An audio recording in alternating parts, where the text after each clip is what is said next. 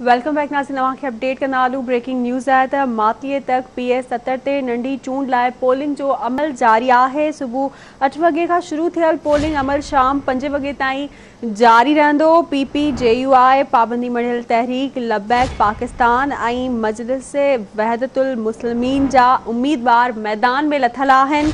12 polling station इंतहाई हसास ऐं 41 polling stations खे हसास करार ॾिनो वियो आहे। तफ़सील मालूम कनासी मातली मां अब्दुल रज़ाक पमहर खान। जी अब्दुल रज़ाक, अपडेट कजो।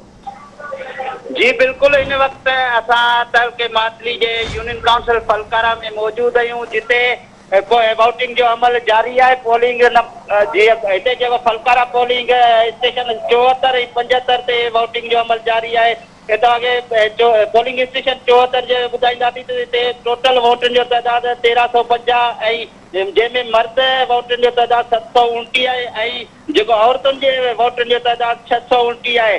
जॾहिं त हिन वक़्त ताईं हिते जी कास्टिंग हिकिड़ी 650 थी चुकी आहे ऐं जॾहिं फलकारा जी ॿी पोलिंग स्टेशन जेकी आहे उन जी तव्हांखे ॿुधाईंदा हलूं, जेको 1151 टोटल वोट आहिनि, जंहिंमां 650 जेको मर्दनि जा वोट आहिनि ऐं 501 जेको वोट औरतुनि जा वोट आहिनि, जंहिं ते बि कास्टिंग 527 हिन वक़्त ताईं थी चुकी आहे।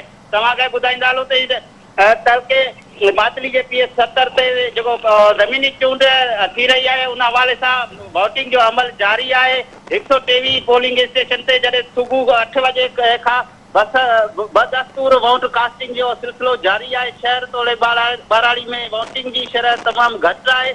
मर्दनि जे नस्बत औरतुनि जी वोटिंग जी तमामु रेशो घटि आहे। सिक्योरिटी जे हवाले सां ॻाल्हि कंदासीं, तमामु पोलिंग स्टेशन ते रेंजर्स ऐं पुलिस एहलकार मौजूदु आहिनि। जॾहिं त रिटर्निंग ऑफिसर असगर सियाल, डिप्टी कमिश्नर बदीन जेको आगा शाहनवाज़ ऐं SSP बदीन जेको गुलाम शबीर सेठार ॿ पोलिंग स्टेशन जा दौरा करे रहिया आहिनि ऐं सूरत हाल जो जाइज़ो वठी रहिया आहिनि। ॿिए पासे रेंजर्स बि पुलिस सां गॾु जेको स्टेशन ते गश्त जारी आहे। जी ठीक है, वॾी महिरबानी अवां जी अपडेट करण लाइ।